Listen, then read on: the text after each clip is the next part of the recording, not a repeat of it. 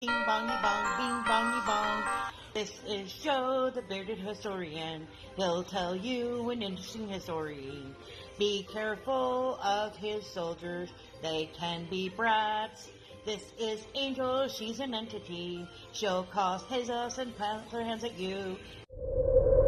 This is Sue, she likes spirits, not the alcohol. She's the reason this channel exists. This is David, he likes fire trucks. He's here occasionally. Bing bongy bong, bing bongy bong, bing bongy bong. We preserve his story. It is the last Wednesday, I almost said last weekend. Oh my goodness, I'm ready for the weekend, can you tell? Of February. We're about to jump into March, which will be almost spring. Not quite, but almost. Today's history is a little bit more local, so I hope that doesn't, I don't want to say offend. Doesn't, I don't know. I hope that you'll still listen and learn something new, maybe. Are you ready? Here we go. Shout out time. Here's a shout out just for you. You support me, so I support you. This shout out is for our friends. Let's see who it is today. Maybe. Come on. Come on. Come on. There we go.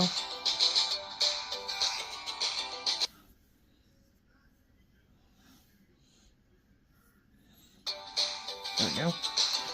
Okay, we got Reef, we got Keep Digging, Crazy Train, Crystal, Amboys, She Stole, Scully, Ellen, Northern Woman, Bluegrass, Tay Eats, Lynn, Amanda, Eric, Carzo, Scully, Peach, Marcus, Bluegrass, JB, Ron, Nacho Daily,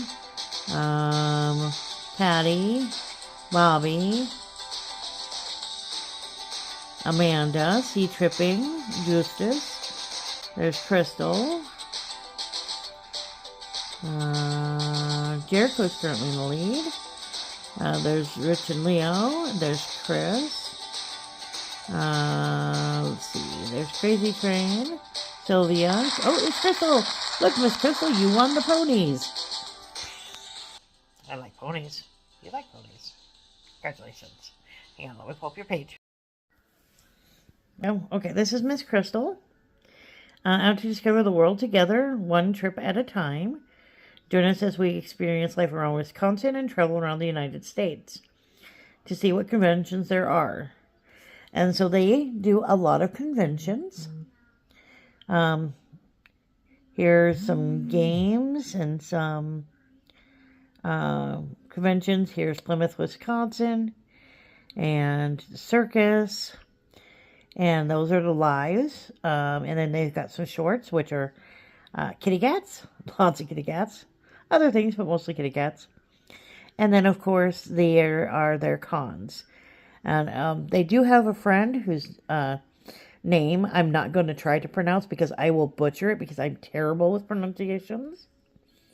No offense to them, but just will mispronounce it, and I don't want to do that. So since I don't know how to pronounce it, I'm just going to show you their name and call it good. Now, so check out Miss Crystal and her vlogs.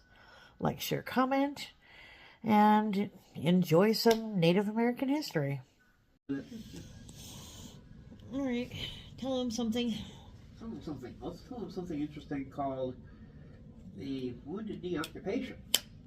Ooh, something local. Yes. Not Lincoln. Lincoln. Now, around here, this is almost backdoor neighborhood stuff.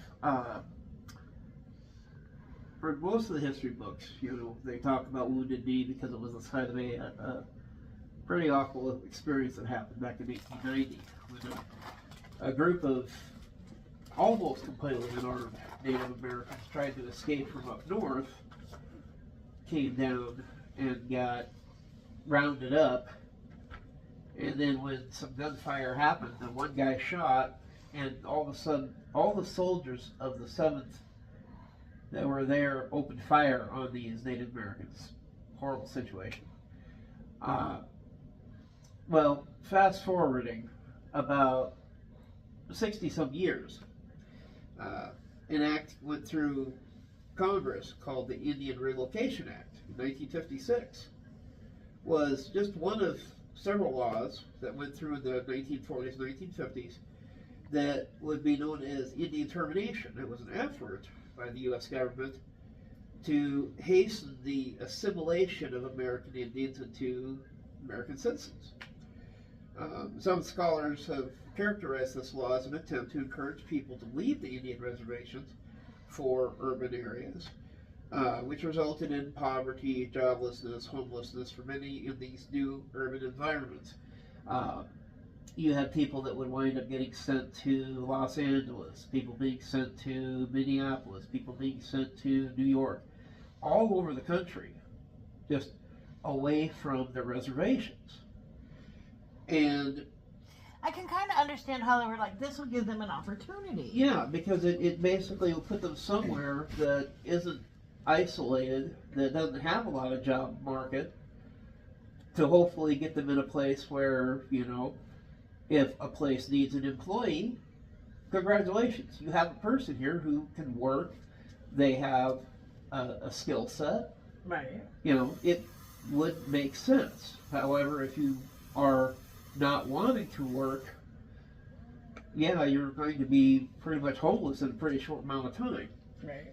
Now, by 1968, however, the American Indian Movement, or AIM, was founded in urban Minneapolis, Minnesota, and other activist groups were established in cities after this termination. Well, for years, internal tribal tensions have been growing over the difficult conditions on the Pine Ridge Reservation, one of the poorest areas in the United States since it was set up.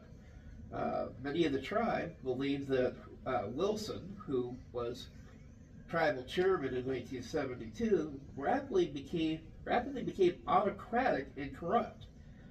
He controlled too much of the employment and other limited opportunities on the reservation.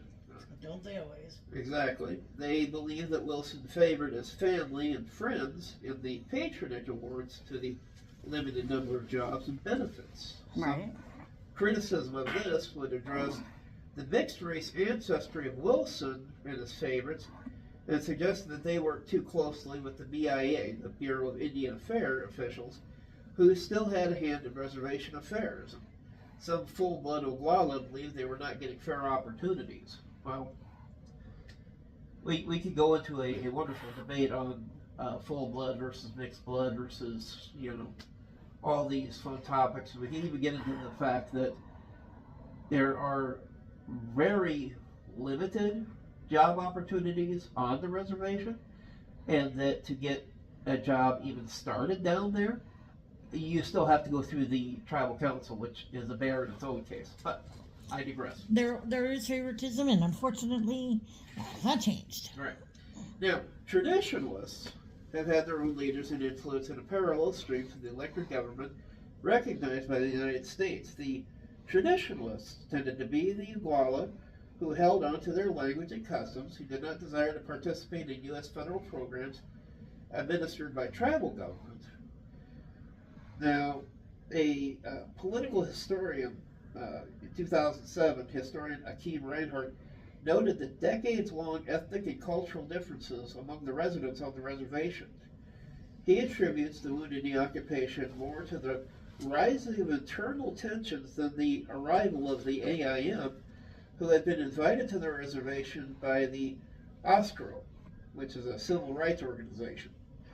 He also believes that the Indian Reorganization Act of 1934 did not do enough to reduce U.S. federal government intervention into the Sioux and other tribal affairs, describing the elected tribal governments since the 1930s as a system of indirect colonialism.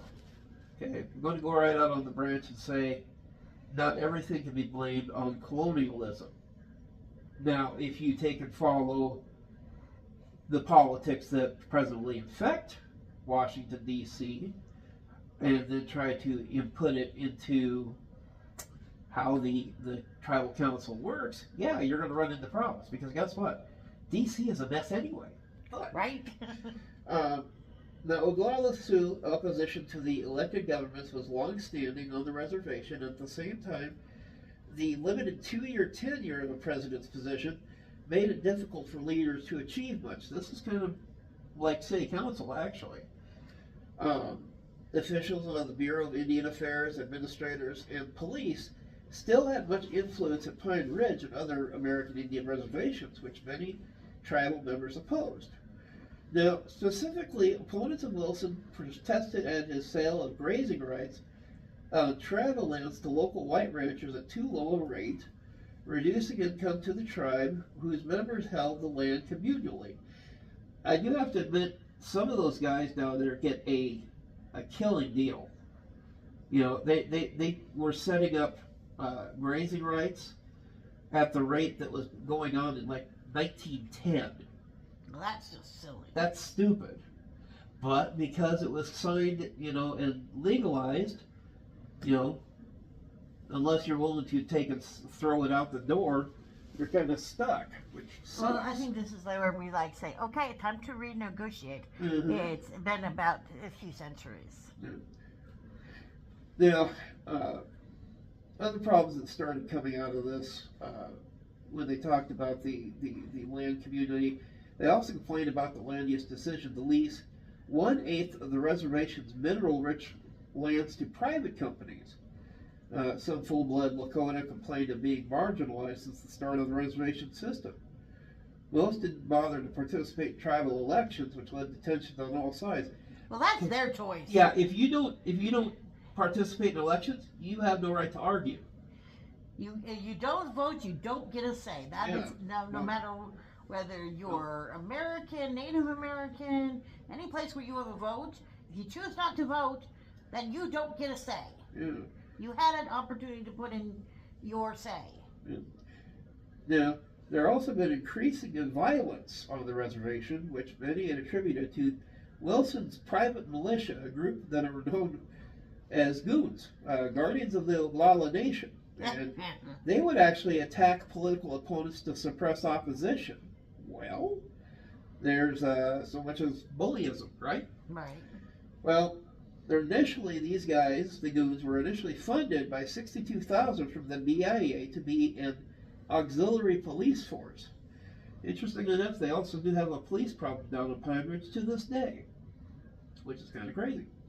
Now, another concern was the failure of the justice systems in border towns to prosecute white attacks against Lakota men who went to the towns for their numerous saloons and bars. Alcohol was prohibited on the reservation, and local police seldom prosecuted crimes against the Lakota or charged assailants at lesser levels. The recent murders in border towns were heightened concerns on the reservation. One example was in January 27, 1973, a murder of a 20-year-old Wesley Badhart in a bar in Buffalo Gap, South Dakota, which the tribe believed was due to his race. On February 6th, the AIM led about 200 supporters to a meeting in the courthouse in Custer, South Dakota, where they expected to discuss civil rights issues and wanted charges against the suspect raised to murder from second-degree manslaughter. Now, do you seriously think that showing up with 200 supporters to discuss civil rights is going to get the door to open up friendly and peacefully? No, that's called a riot waiting to happen. Let's be honest here. No matter what kind of people you got gathered. Yeah. You wouldn't see me show up with 200 people and expect, oh, let's just sit back and have tea and cakes. No, it's not going to happen. Tea and cakes. Yay. Well, they were met by riot police, who only allowed 5 people to enter the courthouse despite blizzard conditions outside. Now that's a little silly. Yeah, well, the fact is you're showing up in the middle of a blizzard. Now, Reinhardt would note the confrontation became violent, during which protesters burned down the Chamber of Commerce building, damaged the courthouse, and destroyed 2 police cars and vandalized other buildings. Again, well, you guys showed up with 200 people. I don't think you were planning on doing anything peaceful when you show up with that big of a group. That Custer at the time was not a huge city either. It still isn't. Now, Native American protests had only recently begun receiving media attention regarding their civil rights. Preceding the Wounded Knee occupation was the occupation of Alcatraz that started on November 20th, 1969, would last for 2 years and inspired more indigenous activism. In 1972, the Trail of Broken Treaties March ended with a 6-day AIM-led occupation of the BIA offices in Washington, D.C. Well, 3 weeks before Wounded Knee would get occupied, the Tribal Council had charged Wilson with several items for an impeachment hearing. However, Wilson was able to avoid a trial as the prosecution was not ready to proceed immediately. The presiding official would not accept new charges, and the council voted to close the hearings.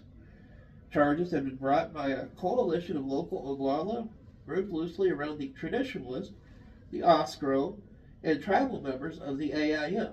Wilson's opponents were angered that he had evaded impeachment.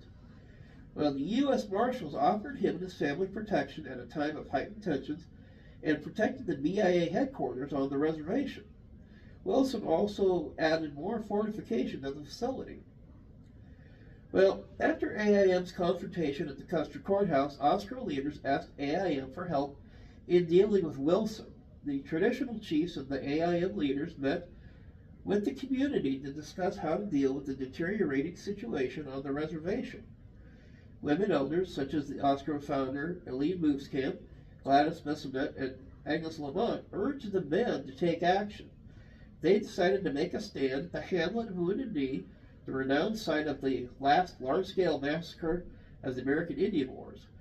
Now, they occupied the town and announced their demand for the removal of Wilson from office and for the immediate revival of treaty talks with the U.S. government.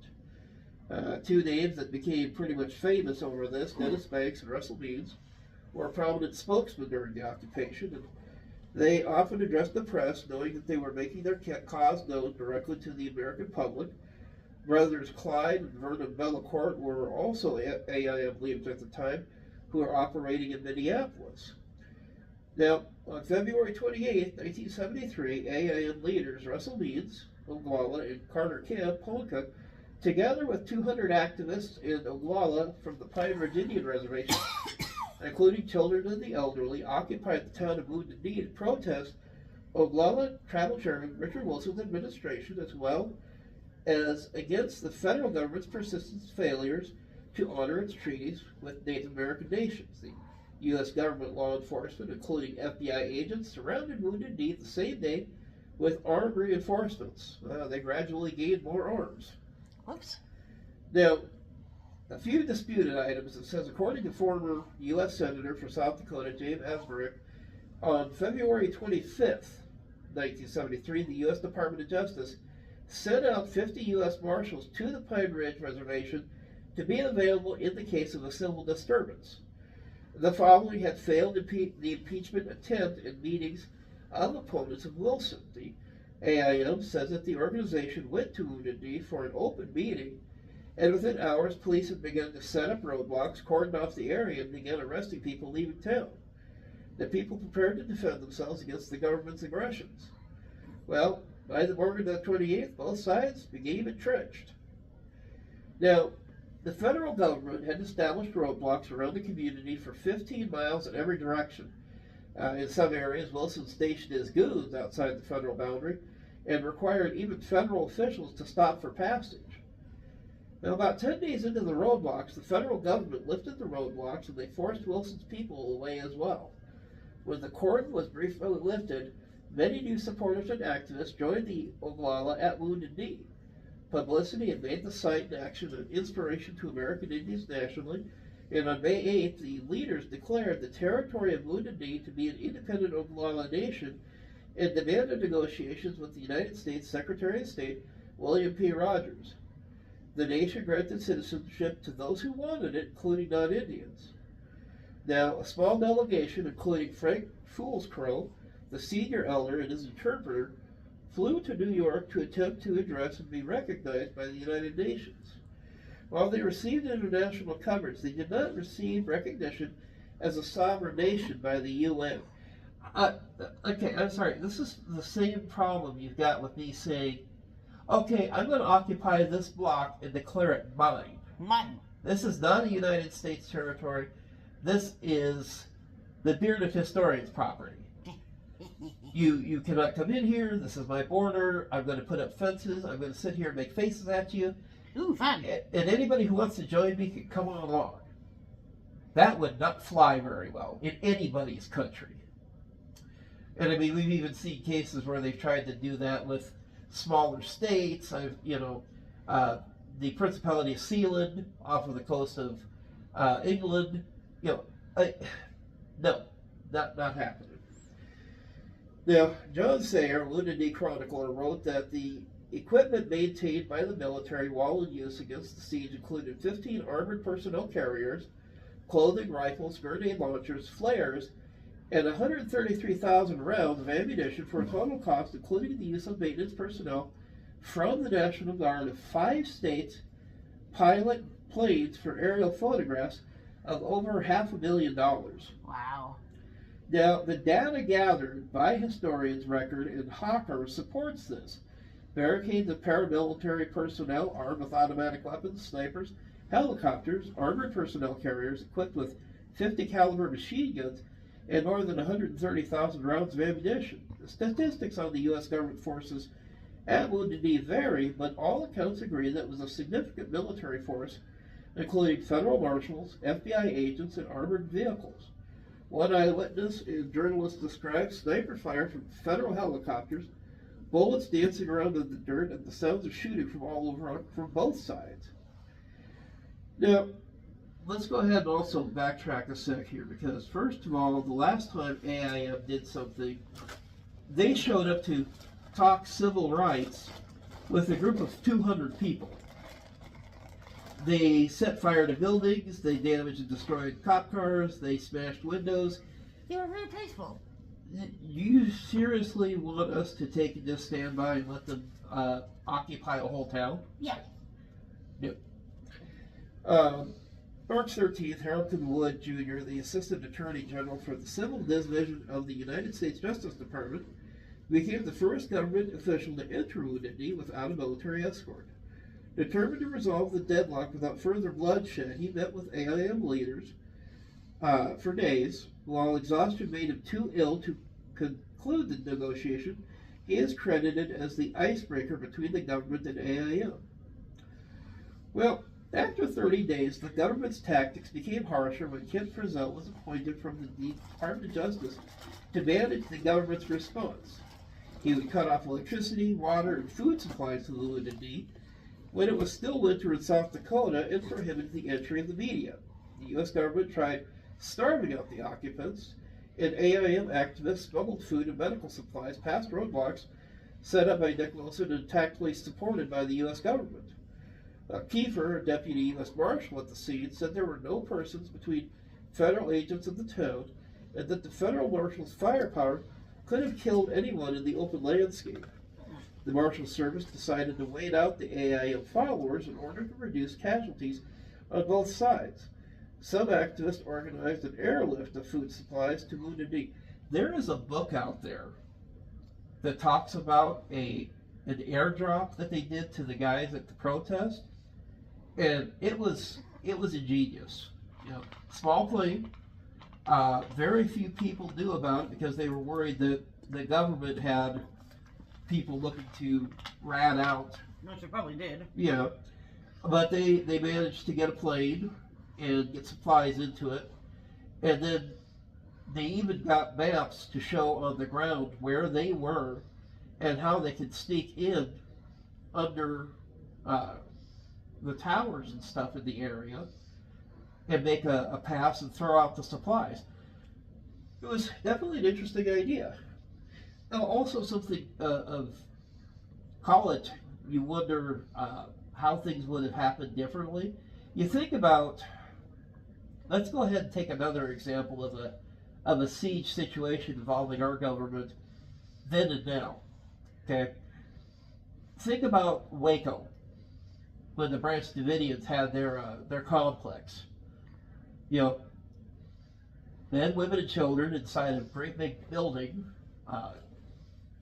And our government decided that, you know, first they tried to negotiate them out, and then they tried to get other people to come out, and finally the whole thing just burned to the ground mysteriously.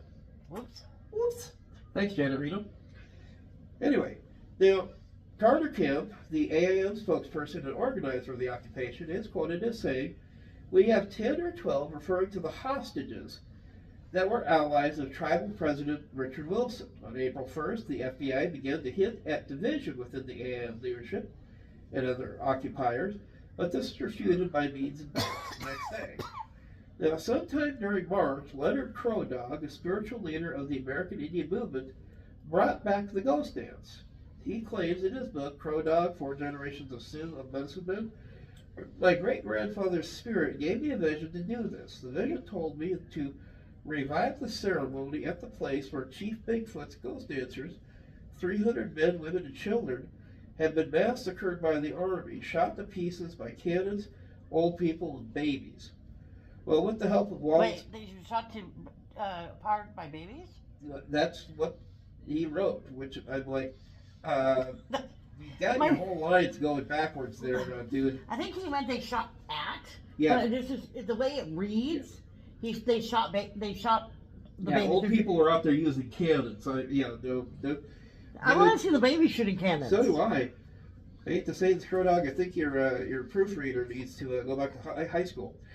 Now, with the help of Wallace Black Elk, they got together as many people as possible to participate in the dance that had not been done in 83 years. Now, before dancing, they had to do the Sweat Lodge, a purification ritual that Leonard ran the ghost dance with around 30 dancers, and the way his father and uncle, Henry Crow Dog and Dick Foolbull, had described it to him. Well, on March 1st, Senators James Asbrook and George McGovern came to talk with the AAM. Asbrook was sympathetic to his son's house in Pine Ridge was firebombed. However, McGovern had no liking for what the AAM was doing. On March 3rd, the government sent Colonel Vernon Warner, Chief of Staff of the 82nd Airborne, to see whether or not the Army was need to use force to take back Wounded Knee. Warner also was sympathetic to the AIM, changing the FBI order from shoot to kill to shoot to wound, and finally do not shoot at all, reporting that the AIM would not harm anyone. On March 6th, the federal spokesman Erickson told the AIM to surrender or else, and to send all women and children out of the Wounded Knee before darkness fell on May 8th, but nothing resulted from this threat. Now, March 11th, 4 postal inspectors, thought to be spies by AIM, drove into the town and said they were there to inspect the post office and trading post. AIM security stopped, disarmed them, finding handguns, handcuffs, and badges. Yeah, because postal services always carry those things. Exactly. Security took them to the museum, and Leonard Crow Dog gave them food and approximately a 30-minute lecture on Indian history and why they were occupying Wounded Knee, afterwards escorting them to the federal lines. Now, both AIM and federal government documents show that the two sides traded fire throughout much of the 3 months. U.S. Marshal Lloyd Grimm was shot early in the conflict, suffering paralysis from the waist down. Among many Indian supporters who joined the protest were Frank Clearwater and his pregnant wife, who were Cherokee from North Carolina. He was shot in the head April 17th within 24 hours of his arrival, while resting in an occupied church during what was described by both sides as a vicious firefight with federal forces. AAM supporters evacuated Clearwater from the village, but he died in the hospital on October the 25th. Lawrence Buddy Lamont, a local Oglala, was killed by a shot from a federal agent's sniper bullet that went through his heart on April 26th during the biggest shootout of the siege, and the next day on April 27th it was reported that he had died. He said during the occupation, if something's happened to me, I want to stay at Wounded Knee. Don't make any fuss over me, just bury me in my bunker. He was then buried in his bunker, close to the lone trench where 300 were buried, in a Sioux ceremony that Leonard Crow Dog and Wallace Black Elk. Now, Ray Robinson, a black civil rights activist, went to South Dakota to join the occupation. He was seen there both by a journalist and a white activist. He disappeared during the siege, and his body was never found. One AIM leader, Carter Kidd, said years later that Robinson had walked away under his own power, seeking aid for a wounded leg. Others have recalled open conflict between Robinson and activists over FBI claims. Now, his widow, Cheryl Robinson, believes he was murdered during the incident. In 2004, after the conviction of the man for the murder of Anna Mae Anquash, Robinson renewed calls for her investigation into her husband's death. Paul Devane, editor of News from Indian Country, has said that based on interviews, he believes Robinson was killed because, based on information or misinformation campaign, some thought he was a spy for the FBI. Well then. In 2014, the FBI confirmed that Robinson had been killed and buried on the reservation in April 1973. While he was allegedly killed by AAM members during confrontation, his remains have not ever been found, and the FBI has closed its case. Now, after Lamont's death, tribal elders called for an end to the occupation, knowing the young man and his mother from the reservation. Many of Oglala grieved after his death. Both sides reached an agreement on May 5th to disarm. The terms included a mandated meeting at Chief Fool's Crow's land to discuss reinstating the 1868 Treaty of Fort Laramie. With the decision made, many Oglala Lakota began to leave Wounded Knee at night, walking out through the federal lines. 3 days later, the siege ended and the town was evacuated. After 71 days of occupation, the government took control of the town. Now, following the end of the standoff, the Pine Ridge Indian Reservation had a higher rate of internal violence. Residents complained of physical attacks and intimidation by President Richard Wilson's followers, the so-called goons. The murder rate averaged 56.7 per 100,000 people between March 1st, 1973 and March 1st, 1976. I don't know what that means, and it doesn't sound good. No, in fact, if you compare it to Detroit at the same time in 74, was only 20.2%. So, or I should say 20.2 people per 100,000. The town was considered the murder capital of the U.S. at the time. Well then. Yeah. Now, more than 60 opponents of the tribal government allegedly died violently during this period, including Pedro Bissonette, the executive director of OSCRO. AAM representatives said many of the unsolved murders, but in 2002, the FBI issued a report disputing this. Now, according to Ward Churchill, despite the FBI's claims, there were many suspicious events surrounding murders of AIM activists and their subsequent investigations or lack thereof. Churchill states that the deaths of AIM activists went uninvestigated, even though there was abundance of FBI agents in Pine Ridge at the time. I wouldn't doubt it. Yeah. For instance, Anna Mae Anquash, who was an activist, had been present at Wounded Knee and was later suspected of being a spy for the government. It was later revealed that most of this campaign to discredit her can be traced to a Douglas Durham, an FBI informant. Anquash was found dead near Highway 73 on February 24, 1976. Her cause of death was initially ruled as exposure, suggesting alcohol had been involved, even though there were none in her bloodstream. Well then, that works out really well. Oh yeah. Dissatisfied with the finding, an exhumation was requested, which was found that Anquash had been shot in the back of the head at close range. AIM members Arlo Looking-Cloud and John Graham were both convicted of murder in 2004 and 2010, both receiving life sentences. Initially, AIM activist Thelma Rios pled guilty as an accessory to the kidnapping. In 2000, the FBI released a report regarding these alleged unsolved violent deaths. During this time, a Pine Ridge reservation accounted for most of the deaths and disputed the claims of unsolved political murders. The report stated that only 4 deaths were unsolved, and some of the deaths were not even murders. Now, in 1974, an election between Russell Means and Nick Wilson took place. Wilson would win the election, even though he lost to Means in the primary. At the IM's behest, the U.S. Commission on Civil Rights investigated the election and found it was permeated with fraud. The fraudulent actions included voter fraud, a lack of poll watchers, and a lack of oversight. However, no formal action was taken to rectify this, and Wilson would remain in charge. Also, in 1974, a trial of Banks and Means uh, over 8.5 months, the U.S. District Court of South Dakota would take place regarding their actions of conspiracy and assault, and the charges would be dismissed. Now, the judge voted 12-0 to acquit both defendants in the conspiracy charge, but before the second vote, one juror suffered a stroke and could not continue deliberations. The government refused to accept the verdict of 11 jurors and sought a mistrial. In the meantime, the defense team filed a motion for a judgment of acquittal. Now, the judge ruled to dismiss, citing prosecutorial misconduct, stating, "It's my belief, however, that the misconduct by the government in this case is so aggravated that a dismissal must be entered in the interest of justice." Well, a year later, in '75, the 8th Circuit Court of Appeals held that the government's appeal was barred by the Double Jeopardy Clause and dismissed it, despite the government's argument that the jurisdiction should be assumed due to the public interest in fair trials designated to end unjust judgments.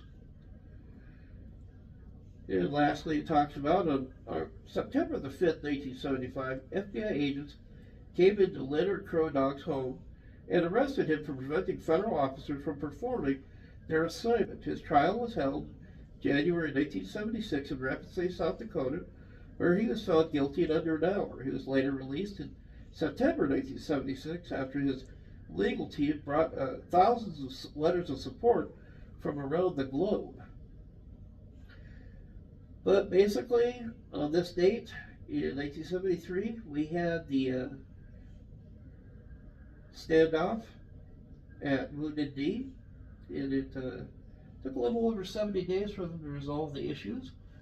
To this day, they're still fighting on both sides for the 1868 Fort Laramie Treaty, and we got several videos regarding additional attempts for treaties to be put together, lands being argued over, and further issues to look at as far as the Native Americans go.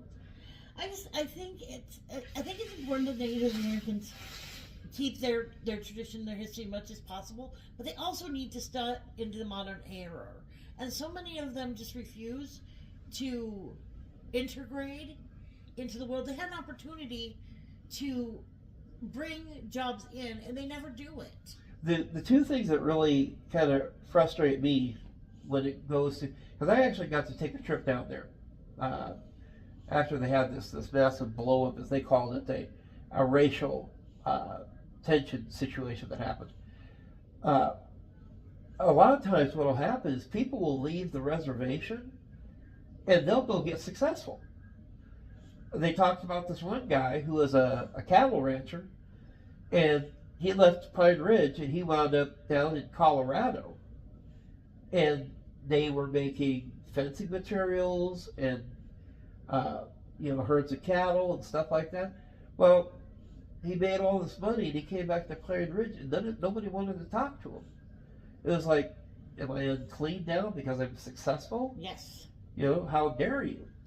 And then you got cases, and one of my buddies was going to take a look at the idea of setting up a call center down there to help the youth get employment. The tribe wouldn't even talk to him because he wasn't Native American. And he was like, here I am looking to get these people employed, get them making money, and give them some hope in their own household. They cling too much to, we don't want anything to do with the white man, that they don't take opportunities that would benefit them. Yeah. The other thing that I have to say that's kind of crazy, and I think a lot of it is that they are so hamstrung by their opinions on what the tribe should do. And they have this belief, and I've heard it from some other tribes too, is that the way the Lakota work, they're not seen very favorable by other tribes. Because, sure, they were great warriors at one time, but now they're almost set in this mindset that they want everything given to them. They don't want to work for it. They don't want to, put out any effort. They want it handed to them, which is why they want the Black Hills free and clear. Now, they had a legal case back in, I think it was like 1980, where the Supreme Court actually did say, by all means, this should be yours.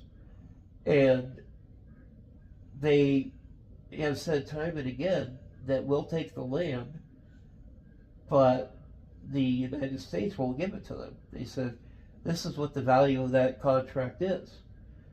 And they can either take the money or continue to hold out hope that somewhere down the line they're going to be given all that land back. I don't see it happening in my lifetime.